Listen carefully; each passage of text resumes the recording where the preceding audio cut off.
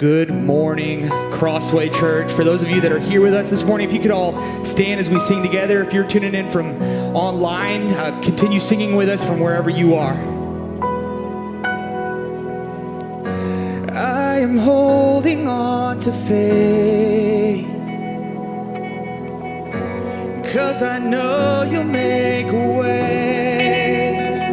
And I don't always understand, and I don't always get to see, but I will believe it, I will believe it.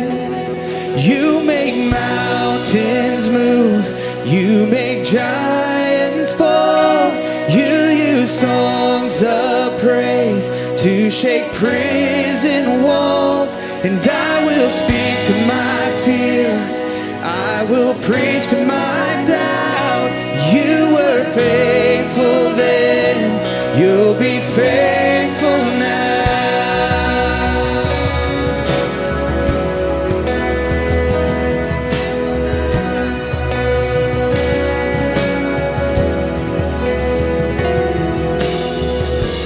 I am standing on your word, I'm calling heaven down to earth, and you will fight my enemies, and this will end in victory. And I will believe it, yes, I will believe it. You make mountains move, you make giants fall, you use songs of praise to shake prison walls. And I will speak to my fear, I will preach to my doubt. You were faithful then, you'll be faithful now. Yeah, you were faithful then, you'll be faithful now. And I know that I know you never fail. Yes, I know that I know you never will.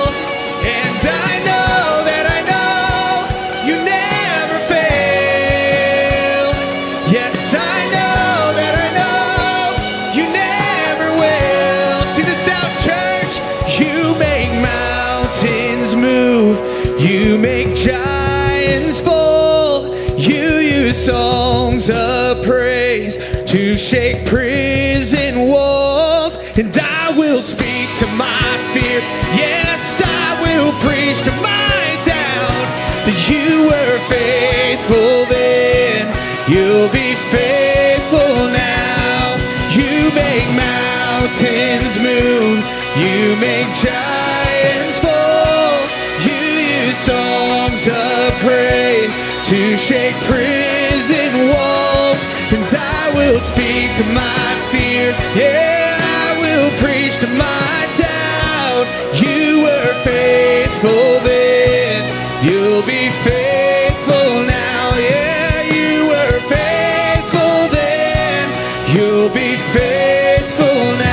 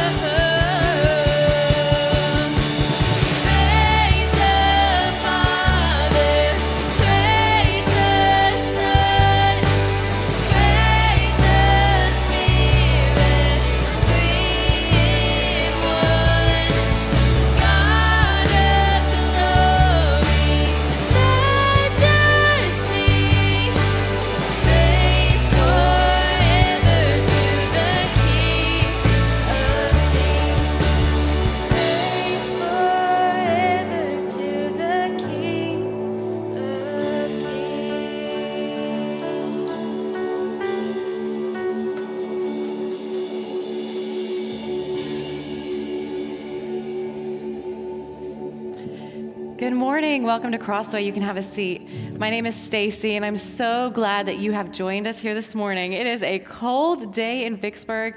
We hope that you are staying safe and warm. So this week, I read a story about a pastor who invited 12 new Christians, new members of his church, to his home for dinner. And as these 12 new Christians sat around eating dinner with the pastor, they talked so excitedly about their new faith and about the church. They talked about all the potential serving opportunities that they could do, and they talked about how they plan to grow their faith through discipleship. After dinner, the pastor sat them down, and he asked a rather unexpected question. He asked them if they would like to know what he would predict for their future over the next 3 years. Well, it was kind of a surprise question, but they were curious. So he went on and he said, I predict that for the 12 of you, statistically speaking, over the next 3 years, 2 of your marriages will fall apart, and your feelings of shame will cause you to leave the church. 3 of you will have conflict with someone in the church, and you will also leave the church. 1 of you is going to experience a deep tragedy, and you'll lose faith, and you too will leave the church. 2 of you will experience moral failings, and you will leave the church. 2 out of the remaining 4 will simply lose interest and drift away from the church for no obvious reason. So that means out of the 12 of you, statistically speaking, in 3 years, only 2 of you will be attending church, and only 1 of you will be attending this church. The room went completely silent. These wide-eyed new Christians began to look around at each other as if asking, how could this possibly happen to us? One of them finally spoke up and asked the question, how can we change these statistics? The pastor was hoping to hear that question, and he had his answer ready. He told them, if you want to change these statistics, then you must decide together as a group that you are not going to let anyone go. And so that's what they did. And that's what we do. Growth groups have many benefits, but one of the most important ones is that as a group, we don't let anyone go. We walk through the painful and the awkward and the difficult together. And we celebrate and we grow and we challenge and we learn together. Growth groups opened up registration today, so I hope that you will go as soon as you can to crossway.news. Click on the Join a Group tab, and you can browse through all of our groups. We are offering virtual groups, and we're offering groups in person. If you choose an in-person group, we will be offering childcare through an early registration process. Growth groups fill up very quickly, so please don't hesitate and get signed up as quickly as you can. We're going to give now, and when you give, this morning, I hope that you give joyfully, knowing that when you give, you are giving to ministries like growth groups to make sure that no one gets left behind, and we don't let anyone go. So there's several ways that you can give this morning. If you're here in person, someone will be walking around with buckets. You can simply raise up your hand, and they will come to you. If you're joining us online, or if you're here in person, you can go to crossway.news. You can click on the Give tab, and you can give securely that way. You can give through our church app, or you can give by texting any amount to 84321. Will you please pray with me? God, thank you that your desire for us as your people is to encourage, to rally around, and to not let each other go. God, I thank you for the ability, for the gift of community that you've given to us. I thank you for the gifts that are given this morning, and I pray that they will be used to continue community, to continue persevering and not letting each other go. God, we love you. In your name we pray, amen.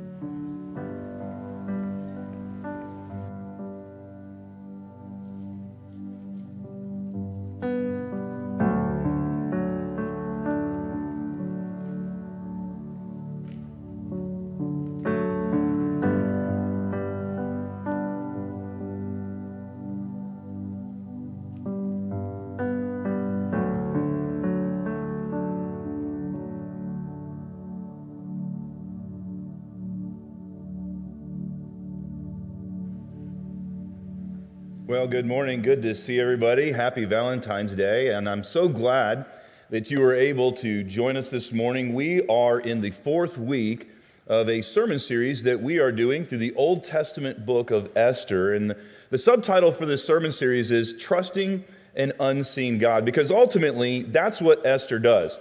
Her story teaches us not only that we can trust God, but that we actually should. Especially in those moments when it feels like he's absent, especially in those moments when it feels like he's not there or he's not hearing you, or in those moments where you just can't tell what exactly he's up to. So Esther, she teaches us that in those moments, and especially in those moments, that we can trust God. And then along the way, what she does is she teaches us how to do it. So today, as we take another look at another portion of Esther's story, what we're going to do today is we're going to talk about how we can trust God when we do the right thing, but we find ourselves in circumstances that just feel wrong. We're going to talk about how we can trust God when we obey God, but in spite of it, we find ourselves in circumstances where we end up experiencing more trouble than triumph. Now, I'm guessing that perhaps many of you have experienced exactly what I'm talking about. Perhaps for some of you, it happened in the context of your marriage. Maybe you were married and you maybe you weren't perfect, but you did what you could and you worked at it and you were faithful. You took your vows seriously, but your effort in the marriage wasn't returned. And you found yourself divorced in a place where you're alone and you're scared and you're trying to figure it out. And maybe you're even in a place because of it where financially you're not entirely sure how you're going to make ends meet. You did the right thing, but you found yourself in circumstances that just feel wrong. Maybe for some of you, this happened at work. Perhaps you went to work and you had a job, you were proud of it, you worked really, really hard, you were disciplined, you felt like, man, you were probably good at your job, and you weren't lazy, you didn't cut corners, you were a good teammate, you worked well with other people, and then the promotion happened. There was a promotion that was available, and instead of you getting the job, somebody else got the job. But the somebody else who got the job, isn't a good teammate at all. They don't work well with people. And on top of that, they're lazy and they cut corners. And you found yourself in a situation where you did the right thing, but you ended up experiencing circumstances that just felt wrong. Maybe for others of you, this happened in another area of your life where you just felt impressed by God that a certain action was the right thing to do. You felt like God was clear and you were following him and you were obeying him. But in spite of that, you found yourself in circumstances that just felt wrong. And so as we take a look at this next part of Esther's story, if you've ever been there, or if you're currently there, you're going to be able to really relate to the part of the story that we're going to take a look at today. Now, let me catch you up on where we are in the story of Esther.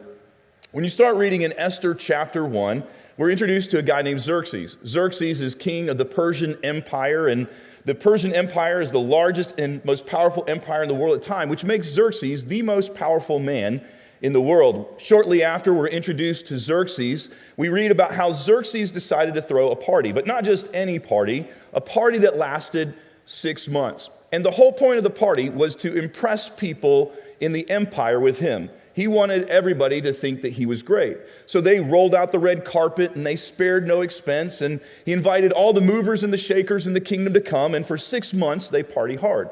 Well, after 6 months is over of partying, he looks around and he comes to the conclusion, I just don't know if people really are fully and finally impressed by me, so you know what I'm going to do? I'm going to throw an after party. And this time, Xerxes decides to invite anybody and everybody who wants to come. So the after party lasted 7 days, and tens upon thousands of people flooded to the palace for the after party. And after 7 days of partying hard, everybody is drunk, including the king. And the king looks around and thinks to himself, man, I just don't think people get it. I don't think people understand how amazing I am. So as he's sitting there thinking about it, he gets an idea that he thought, man, if I can do this, then they'll know how amazing I am. His idea is to invite his queen, Queen Vashti, to come parade herself out in front of all these drunk men wearing her crown. And the thought went like this: if they could see how beautiful she is, and then see that she's wearing the crown, that she's my queen, then people will be fully and finally impressed by me. So he sends word to his queen to come out and wear her crown. But she, shockingly, refuses the king's order. Well, the king becomes irate. He's not used to people telling him no, and this really doesn't look good for him and what he thinks that his reputation is.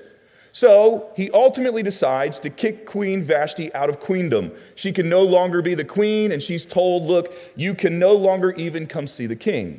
When we start reading in chapter 2, 4 years have passed between those events and the events in chapter 2. During that time, Xerxes has gone to war with Greece and lost. He returns home, defeated, humiliated, and lonely. And he starts to think about his queen Vashti and how they used to have this connection. And he starts to get depressed. And the more he thinks about his defeat and the more he thinks about Queen Vashti, the more depressed he gets. So the guys around him, they decide, man, it's just not good for the king to be depressed. So they come up with a plan and they meet with the king to present their plan. And their plan went like this. King, here's what we think that you should do. We think you should round up all the young, pretty, available girls throughout the whole kingdom, and then give us a year. Let us really ramp up their beauty. We'll do some skin treatments, and we'll do some special diets, and we'll teach them how to make you happy and all that kind of stuff. And then after about a year, once we've done that, once we've got them ready, you can spend a night with each one of them, and the one that you like the most, go ahead and marry her, make her the queen. Well, Xerxes likes this idea, so he tells his guys, go ahead, let's go on and do it. Now, shortly after King Xerxes decides to do that, we're introduced to 2 new characters in the story. One is named Mordecai, and the other is named Esther. Esther is Mordecai's younger cousin, and apparently when she was young, her parents died, and so Mordecai adopted her and raised her as his own daughter. We're told that Esther was beautiful. Now, it's important that you also know that both Esther and Mordecai are Jews. Now, of course, because she was young, beautiful, and available, she got conscripted into this whole plan that the king had put in place, and she found herself in the harem. And when the time rolled around for her night with the king, he fell head over heels for her. He liked her more than everybody else, and he just decided, look, we don't need to keep this up. I don't need to see any more girls. That she is the one. And so he crowns her his queen. And then he throws a party in her honor. And it is a huge, huge party. And of course, he also includes gifts. And many scholars believe that when he threw this party, that the taxes were canceled and vacation was declared. And it became a national holiday and servants were set free.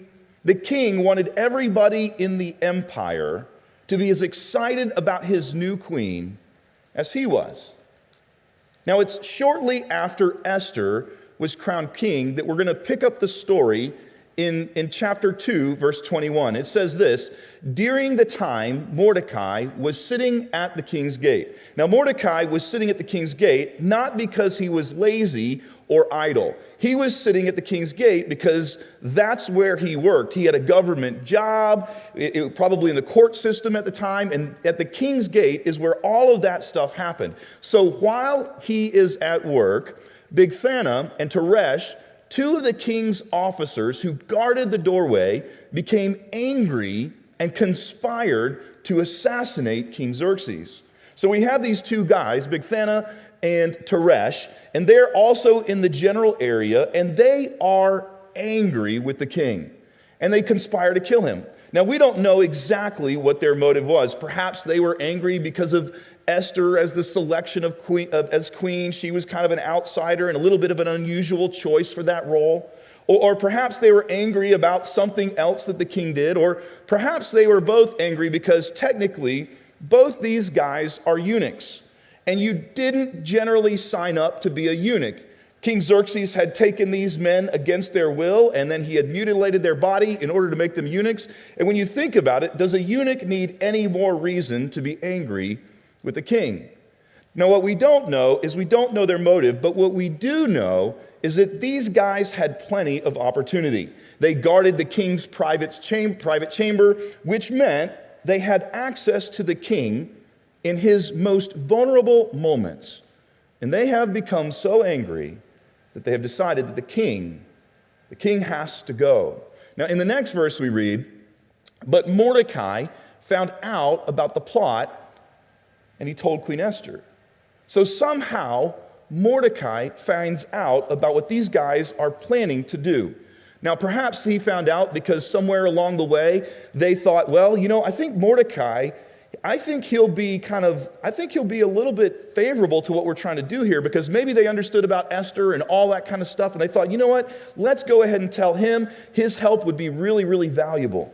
Or perhaps Mordecai found out because these two guys were whispering about their plot a little bit too loudly in the hallway.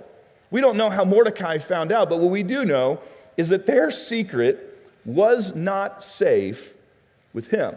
So Mordecai, we're told Queen Esther, who in turn reported it to the king, giving credit to Mordecai. So Mordecai goes and tells Esther, and together they decide to tell the king. Now, personally, I have to wonder if at some point early on, once Mordecai finds out, I wonder if there was a moment where Mordecai thought to himself, maybe I shouldn't tell the king.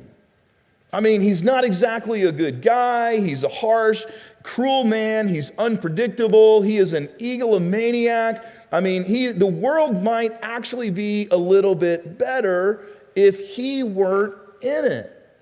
I wonder if there was just a moment for Mordecai where perhaps he thought, you know what, I think I'm just going to let this play out. I'm just going to see how this goes.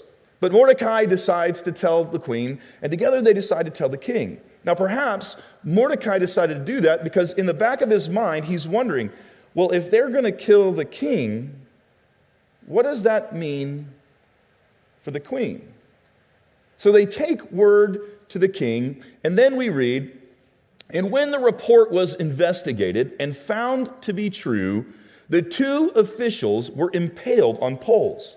So the FBI goes out and they investigate the matter, and they discover that it was true. These guys were genuinely planning to assassinate the king.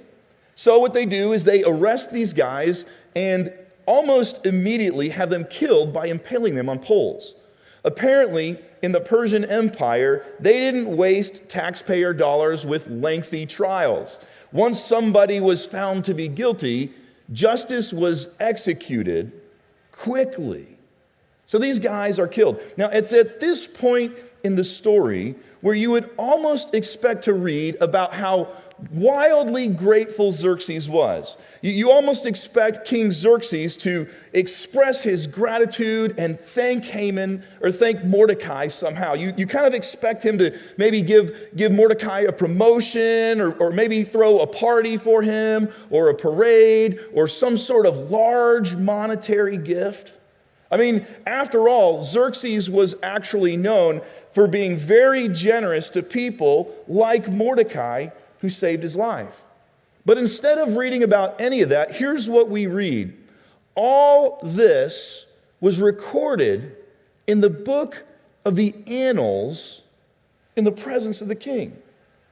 So Mordecai, this guy who has just done the right thing, probably in spite of everything in him that told him to do the exact opposite, what does he get in return? He doesn't get a party, he doesn't get a parade, he doesn't get a promotion, he doesn't get a large monetary gift, he doesn't get a trophy, a plaque, a ribbon, a sticker, he doesn't even get a star for his chart. All he gets is some lousy notation in a book that nobody ever reads. Now, it's an important thing because it's this fact that God will end up using in a very significant way later on. But Mordecai doesn't know that. From Mordecai's perspective, he's probably thinking, are you kidding me? Are you kidding? Most men wouldn't have done that. Like, I did the right thing. I didn't want to. It wasn't exactly easy. I mean, and I don't get, he doesn't even say thank you. I don't get a thank you card. all I get is some lousy notation in a book that nobody reads. Now, what happens next when we get to chapter 3 can kind of be described as throwing salt in the wound or maybe kicking a man while he's down. When we start reading in chapter 3, we read this: after these events. Now, technically, when it says after these events, what it's talking about is 4 years later. After these events, and you would almost expect for us to read, oh, Xerxes finally remembered that he didn't even say thank you, and he went back to make it right. So verse 1 continues, after these things, King Xerxes honored, and again, you would kind of expect to read Mordecai's name here. Like maybe he's going to finally get that promotion that he deserves or something. But instead, here's what we read. After these events, King Xerxes honored Haman, the son of Hammedatha, the Agagite, elevating him and giving him a seat of honor higher than that of all the other nobles. So instead of Mordecai getting the promotion goes to a guy named Haman, who we are told is an Agagite, which is a very important detail. The Agagites were descendants of the Amalekites, and the Amalekites were the ancient tribal enemies of the Jews. There is a long history between the Amalekites and the Jewish people. So what has technically happened here is that not only has Mordecai not gotten the promotion that he deserved, it was given to somebody who was the enemy of the Jews. Now the story continues in the next verse. All the royal officials at the king's gate knelt down and paid honor to Haman, which to me is a little bit of a strange detail to add to the story. Because in ancient days, somebody in Haman's position was automatically given honor by the people around him. This is just what happened. You didn't have to tell anybody to do that. But for some reason, the king decides that he has to command this to happen for Haman.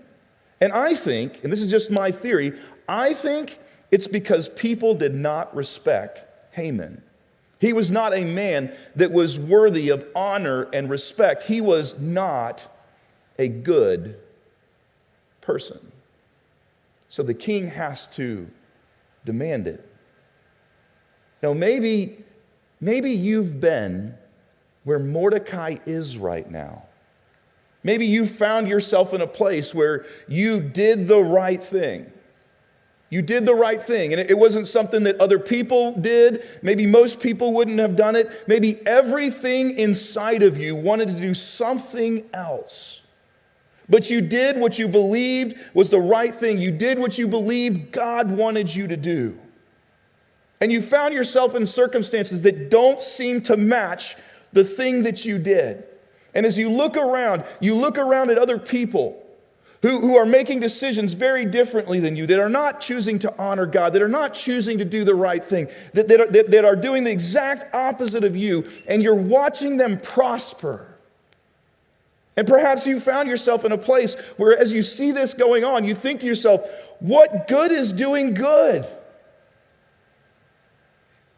I mean, if evil, wicked people are going to prosper, and perhaps in that moment you found yourself in a place where it's difficult to trust God because of what you see happening in the world around you.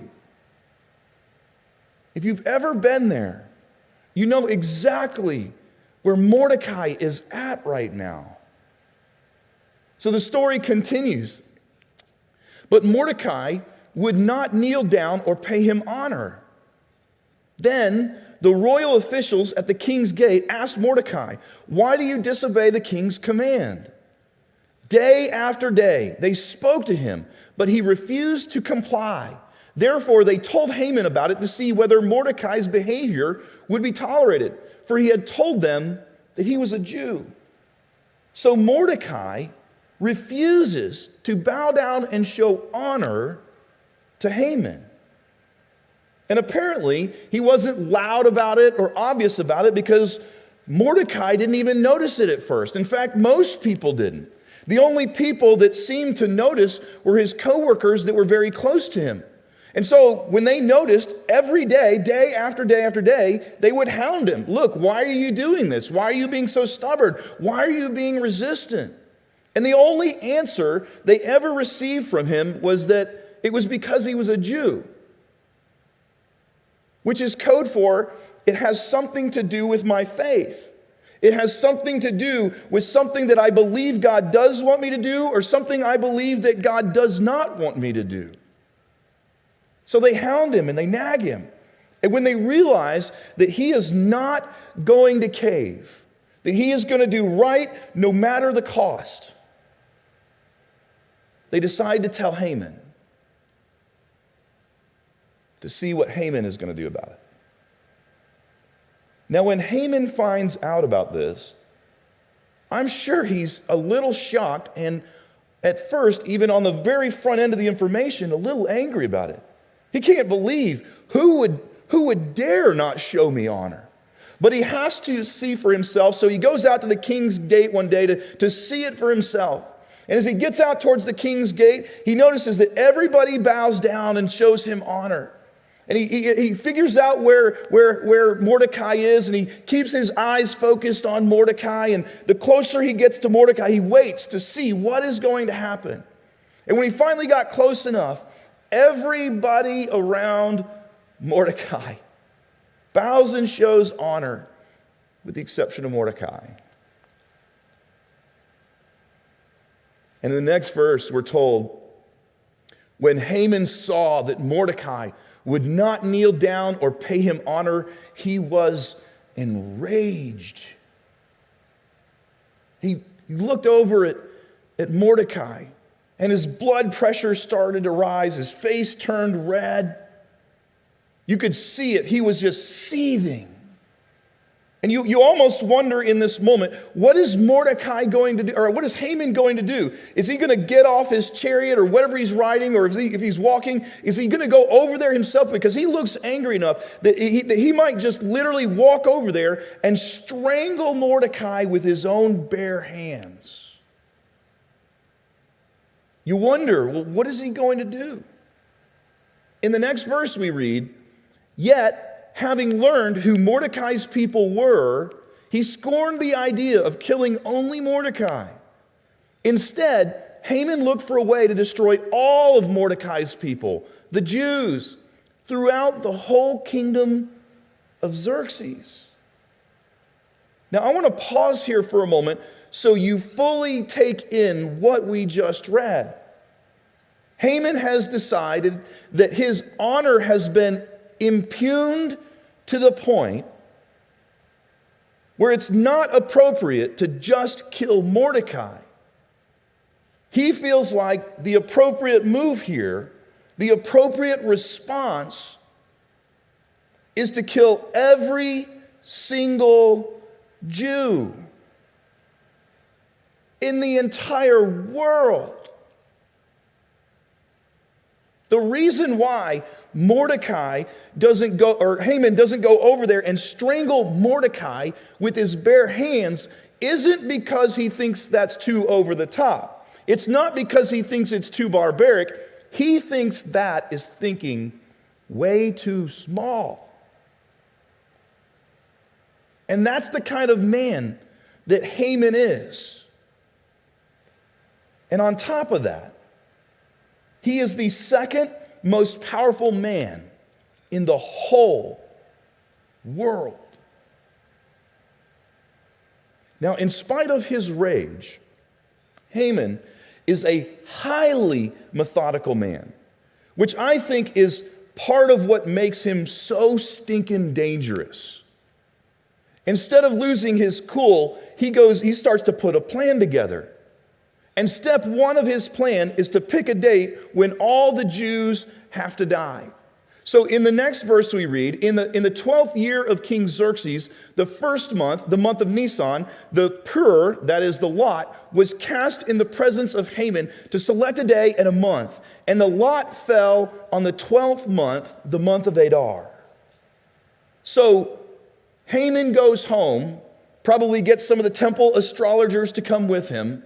They pull out a pair of dice and a calendar, and they roll the dice to try to figure out what day is the day. They start with January 1, roll the dice. The dice don't fall how they think that it should there. All right, cross that one out. January 2, and they roll the dice. Nope, that didn't go well either. January 3, and they roll the dice, and they keep doing it over and over and over and over until you're almost exhausted. Finally, the dice roll the right way. They circle the date on the calendar. It's a date that is 11 months away. Now, Haman needs to move on to step 2 in his plan. Step 2 in his plan is to convince King Xerxes to let him commit genocide. So after the date is selected, he gathers his thoughts and he prepares his speech and he marches over to see the king. And in the next verse we read, "Then Haman said to King Xerxes, 'There's a certain people dispersed among the peoples in all the provinces.'" And notice he doesn't name them. He leaves that vague. He doesn't really want the king to really know exactly what he's up to. He just refers to them as a certain people. Anyway, they're dispersed among the peoples in all the provinces of your kingdom who keep themselves separate. And then he continues, he says, "Their customs are different from those of all other people, and they do not obey the king's laws," which is not true. It's not true. They do have different laws and stuff, but they still, by and large, obey the king's laws. It's not in the king's best interest, he tells the king, to tolerate them. Look, this is bad for you, king. They're out there against you. They're rebelling. They're worse than Queen Vashti because they're out there every day doing it in the face of everybody who can see. He continues and he says, "Look, if it pleases the king, let a decree be issued to destroy them, and I will give 10,000 talents of silver to the king's administrators for the royal treasury." King, if you haven't been convinced that you need to do this yet, let me give you some money. Now, the amount of money, 10,000 talents of silver, is a staggering sum of money. It's staggering. It literally equals about half to 2/3 of the Persian Empire's annual income through taxes. And this is extraordinarily strategic on Haman's part because he knows that war with Greece, that depleted the king's treasury. Now, it's at this point in the story, you would hope that the king would go, "Okay, look, interesting request. I need a little bit of clarity. I got some questions. Like, so when you talk about a certain group of people, who are these certain group of people?" And Haman, listen, I need more than just vague generalities here. I need some specifics. What specifically are they doing? And look, I need a lot more information. You would hope that the king, before he green-lighted genocide, would ask a few questions. But instead of that, here's what we read. He tells Haman, "Do with the people as you please."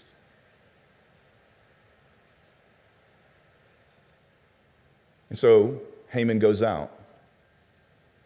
He issues a decree that goes throughout the entire country.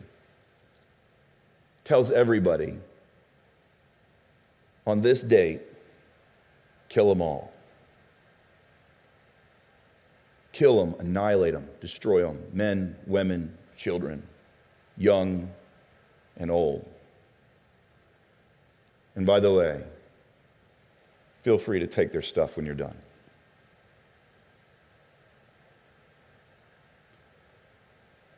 So what exactly does this portion of the story teach us?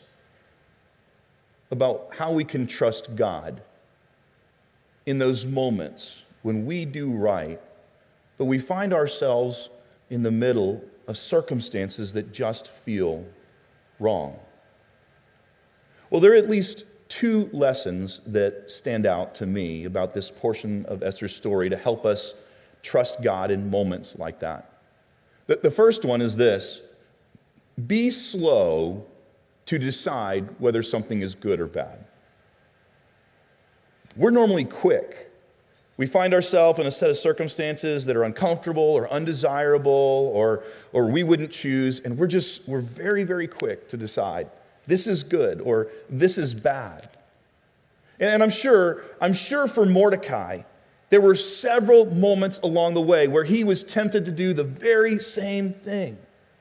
I'm sure when Esther was taken and made queen, there was at least a moment for Mordecai where he thought, okay, there are some perks to being queen, but in general, he's an egomaniac who is cruel and unpredictable. This is not good. But it was the fact that Esther became the queen that allowed God to execute his plan to save his people. And I'm sure, again, when Mordecai let the king know about the assassination plot and all he got was a notation in a book that nobody reads, I'm pretty sure for Mordecai there was a moment where he went, and then when he watches Haman, a terrible individual, get the promotion instead, I'm sure he thought, this is not good. We got a terrible person as king, we got a terrible person as second in command, and I got passed up for something that I rightfully deserve. And I'm sure there was a temptation, or probably he gave into it to go, man, this is just bad. And I'm sure, again, but it was that, by the way, it was that notation that God ended up using in a powerful way. And then again, when he finds out 11 months from now, and we're going to discover this in the next chapter next week, he became distraught over it. But 11 months from now, the entire Jewish nation is going to die. And I'm thinking, he's probably thinking, man, this is just terrible. This is bad. But see, it was those 11 months that God needed in order to move pieces, in order to save his people. And I'm fairly certain if Mordecai were standing here today, he would tell us, look, all of those things seemed bad. And I thought they were. But now as I look back, I wouldn't want to do them again. They weren't uncomfortable. They weren't fun. I didn't like it at the time. And honestly, I wouldn't do it again. I wouldn't want to do it again. But as I look back, I decided way too quickly that they were bad. God was at work. It was part of his plan. And he really does work all things together for good, just like we're told. So if you're going to trust God, if we're going to trust God in the middle of those circumstances where we do the right thing, but the circumstances feel wrong, we're going to need to be slow to decide whether something is good or bad. But here's the other lesson that this sort of stands out to me. If we're going to trust God in those moments, we need to focus on God's faithfulness. You know what we tend to do in moments where we do right, but we experience more trouble than triumph? What we tend to do is we tend to focus on our faithfulness. We tend to go, well, I did the right thing. I'm a good guy. I go to church. I give a tithe. I pay my taxes. I work hard. I'm a responsible person. And we just focus on our faithfulness. And I'm convinced that's why we struggle to trust God when things don't go well in our life. Because we're focusing on the wrong thing. Every year in the Jewish society, in the Jewish world, there is an annual celebration. There's a whole bunch of annual celebrations that they have. One of them is called Purim. It happens every single year. And every single year during Purim, they read the book of Esther. And the reason why they read the book of Esther is really for two reasons. The first one is because Esther is actually the story of how Purim got started. So every year they remind themselves about, hey, here's what this is about, and here's how this got started. And they do that by reading the story of Esther. But the second reason why they read the story of Esther is to remind themselves that in so many ways they're not that much different than the characters that are there. Just like Esther and Mordecai, they were doing things and things they couldn't see God, and it felt like he was absent and they didn't know what he was up to. But just like Mordecai and Esther, or also just like Mordecai and Esther, God was at work. He was faithful even when they couldn't see it. And you find God's hand all the way through the whole story of Esther. You find the faithfulness of God. It's in chapter 1. You see, it's not an accident that Queen Vashti was removed from being queen. That was God at work. God was using evil people and terrible circumstances to move pieces on the board. It's not an accident that Esther was born beautiful. That was something God did. It wasn't an accident that she was conscripted into the harem and she kept finding favor with people over and over and over again. That she found favor with people because it was God who was doing that. It was God who was making it happen. It wasn't an accident that she became the queen.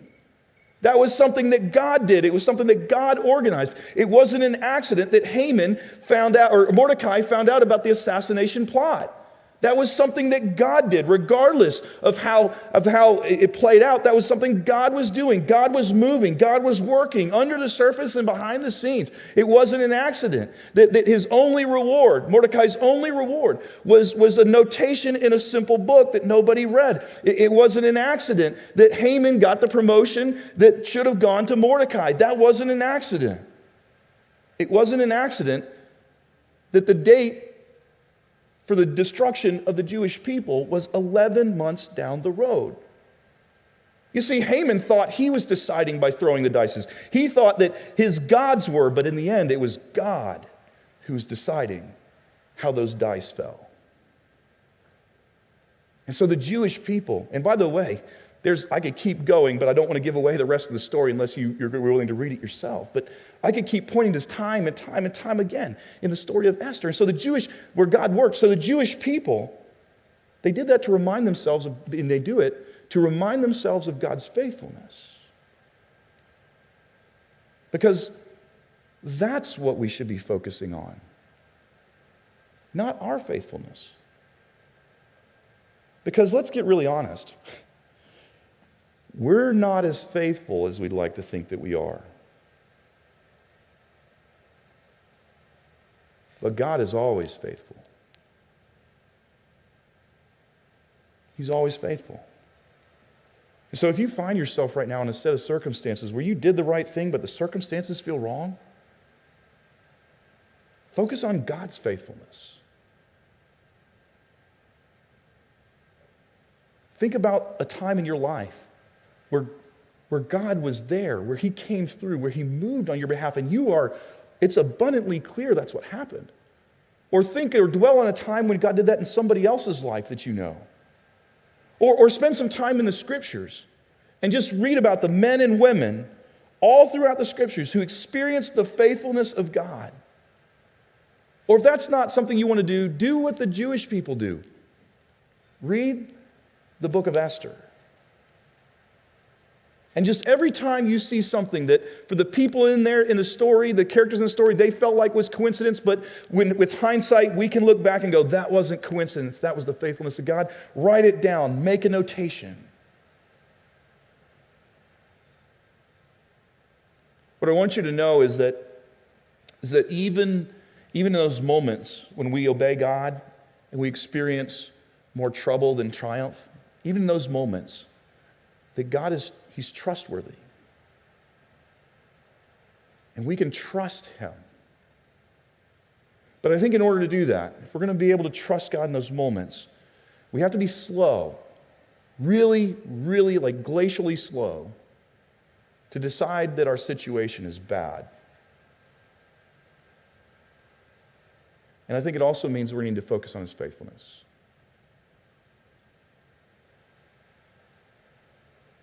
And I think if you'll do those things, I think if we'll do those things, I think we'll discover God was completely trustworthy. Next week, what we're going to do is we're going to pick up the story right where we left off. Would you pray with me? Father, thank you so much for the reminder from Esther's story that even in those moments where we do things that we know are right, but circumstances don't seem to go right, that you are good, that you are faithful, and that we can trust you. Lord, I'm grateful for people in the story of Esther that we can just connect with, that went through the same things that we go through. God, as it is for most Sundays, the things I talked about are easy to talk about and very difficult to do. Lord, there's just this gravitational pull in our life to decide that our circumstances are bad way too soon. And God, there's this other gravitational pull that wants us to focus on us and our faithfulness and what we did or what we didn't do. But God, I pray that in spite of that we be slow to decide bad. I pray that you'd help us to focus in on zero in on you. And God, I want to, even more specifically, I want to pray for people right now, God, who are in the middle of circumstances that in spite of the good that they did, in spite of the right that they've done, just don't seem to match up. God, I pray that for those folks who are listening to me today, God, I pray that this week, that you'd show them, that you'd give them a glimpse of your faithfulness and your goodness, even in the middle of the stuff that's going different than they want. And God, I pray all these things in Jesus' name. Amen. Will you stand and sing with us?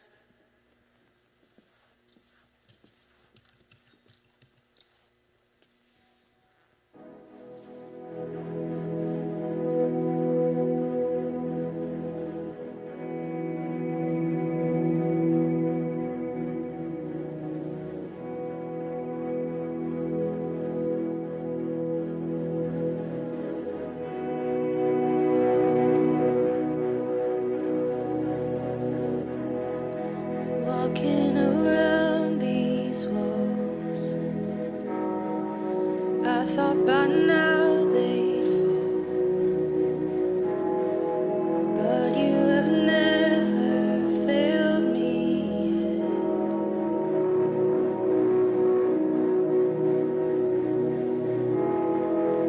Waiting for change to come, knowing the battle's won, for you have never failed me yet.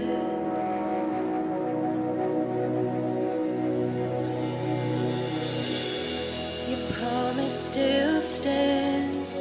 Great is your faithfulness, faithfulness.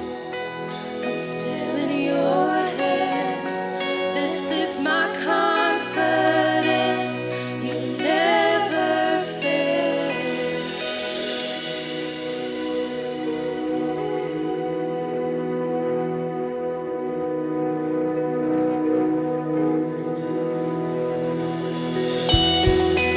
I know the